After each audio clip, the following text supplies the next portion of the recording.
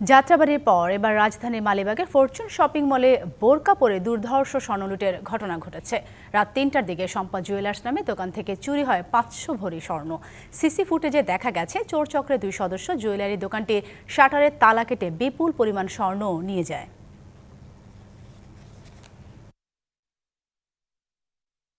রাত ৩টা ৭ মিনিটে শম্পা জুয়েলার্সের সামনে আসে বোরকা পরা ২ যুবক। প্রায় ৩০ মিনিটের চেষ্টায় দোকান ভেঙে ভেতরে প্রবেশ করে। ৫০০ ভরি স্বর্ণ লুট করে সরে পড়ে ৪টা ১ মিনিটে। ক্ষতিগ্রস্ত দোকান মালিকের দাবি, ভোরের দিকে নিরাপত্তা প্রহরী তাকে কল দিয়ে চুরির কথা জানায়। তার অভিযোগ, মার্কেটে নিরাপত্তার দায়িত্বে থাকা প্রহরীদের সংশ্লিষ্টতায় লুট হয়েছে স্বর্ণ।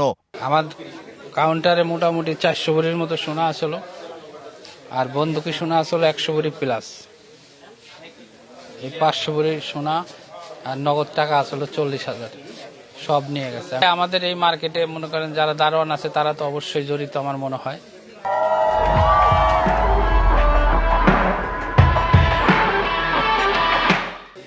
তাছাড়া এ ধরনের কাজ হওয়া সম্ভব না। এ ঘটনায় প্রশ্ন উঠেছে মার্কেটের নিরাপত্তা নিয়ে। দোকান মালিক সমিতির দাবি, এমন চুরির ঘটনা এবারই প্রথম। মার্কেটের কেউ জড়িত কিনা তা খতিয়ে দেখা হচ্ছে।